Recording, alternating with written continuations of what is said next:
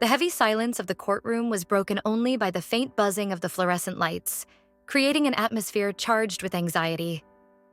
At the center of this tension stood Thomas Mercier, a 13-year-old boy, his green eyes scrutinizing Judge Catherine Dumas.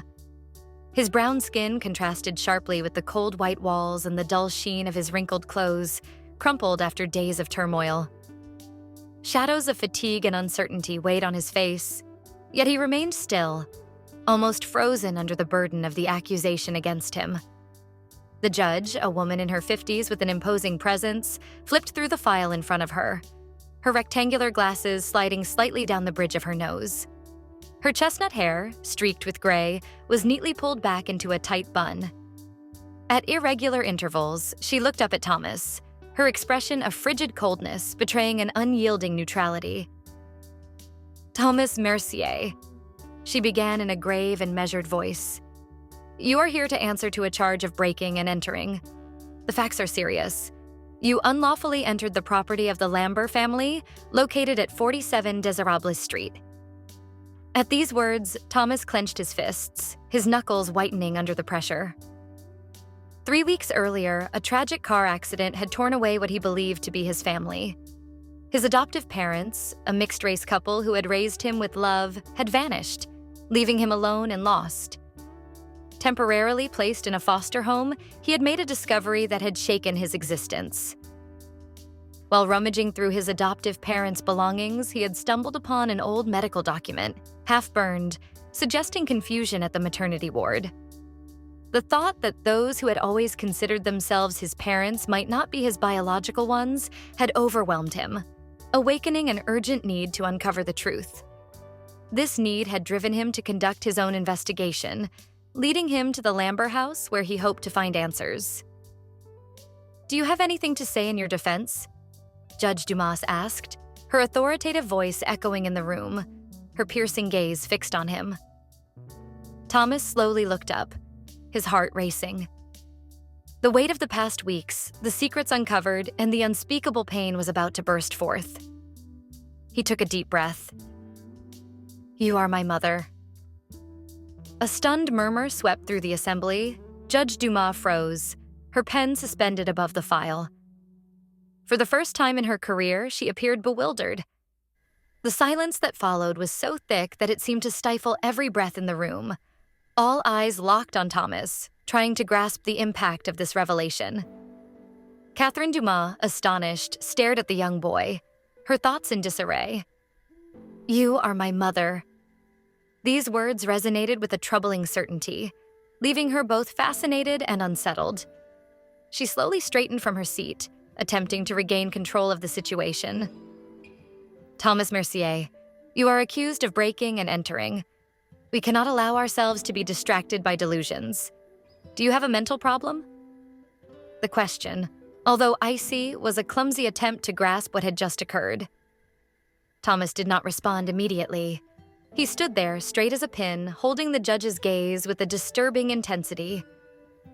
13 years ago, at St. Vincent Hospital, there was a fire. Thomas's words fell like a slap, and Catherine stared at him, her eyes searching for the mystery of the boy standing before her. How could he know about this event that she had almost forgotten? She hesitated for a moment, shifting her gaze from one document to another, seeking a rational explanation. The more she observed Thomas, the more she felt he held the key to a mystery that no one wanted to solve. The entire room hung on his words, a murmur rising among the spectators, but the court-appointed lawyer, trying to approach Thomas, was halted by the judge's piercing glare. "Thomas," she resumed with newfound authority, "I am going to ask you one last time. Can you explain what you just said?" He answered without hesitation. "I know you recognize me. Your eyes." The judge felt her breath catch. It was this mention of the eyes, this forgotten detail that returned to her with a chilling clarity. In the gaze of this boy, there was something inexplicable, disturbing beyond all reason. She swallowed hard, seeking an escape. "The session is suspended," she articulated in a tense voice before abruptly rising. "We will reconvene in an hour." She left the room, her footsteps echoing in the heavy silence that had settled. In her office, she collapsed into her leather chair, the image of the determined young boy etched in her mind. The mention of the fire, the hospital, everything was coming back with unprecedented force. A noise at the door startled her. Marie Lefebvre, her clerk, entered with measured steps. "Madame Judge," she began gently, "the social worker who is following young Mercier's case has arrived. She has documents to present to you." Catherine nodded, although her mind was still troubled.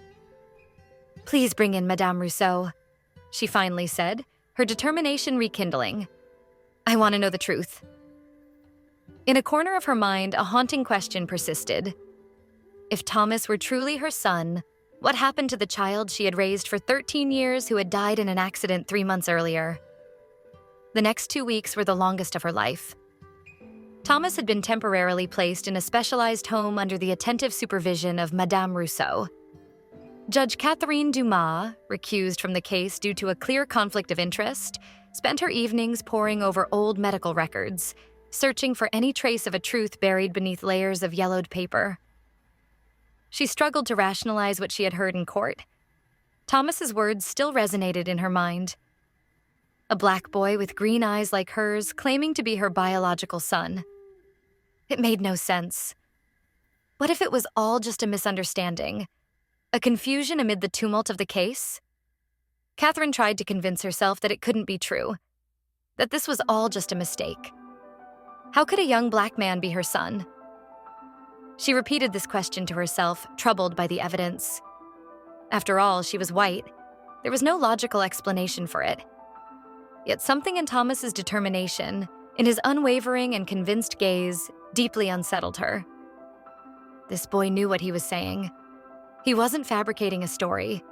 The certainty with which he claimed that DNA tests would reveal the truth was a statement that only a sincere person could make.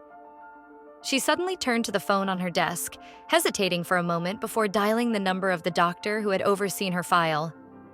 "Dr. Lambert, I need an additional DNA test for Thomas. This isn't just a matter of identity. It's a matter of justice." She hung up, her decision made. She wanted the truth. The next day, on a gray and cold morning, Catherine and Thomas found themselves at the hospital. Dr. Lambert, skeptical but professional, welcomed them into his lab. "We will conduct a full DNA test," he announced, as if to signify there was no turning back.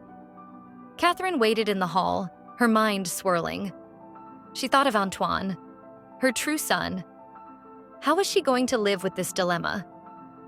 The void left by the loss of her son flooded back to her, and she began to cry silently. When Dr. Lambert entered the room, he had a grave expression. "The results are here," he said, taking a deep breath. "Thomas Mercier is indeed your biological son." The words resonated in Catherine's mind like a detonation, making her heart tremble. She had a son, a real son, but he was also the son of her pain, of her tragic past. She stood there, facing Thomas, who had spent the last few days in the anxiety of a trial, feeling guilty for a decision he hadn't chosen. But now, she saw in him a reflection of her own grief, of her own quest for truth. "Thomas," she murmured, her heart racing. "I'm sorry for everything that has happened, but I'm here now. We will get through this together." Her words resonated with a promise of a shared future, a winding road to be traced together. She knew the path would be fraught with obstacles, but this truth would unite them in an unprecedented way. In this quest for redemption, they would find their strength.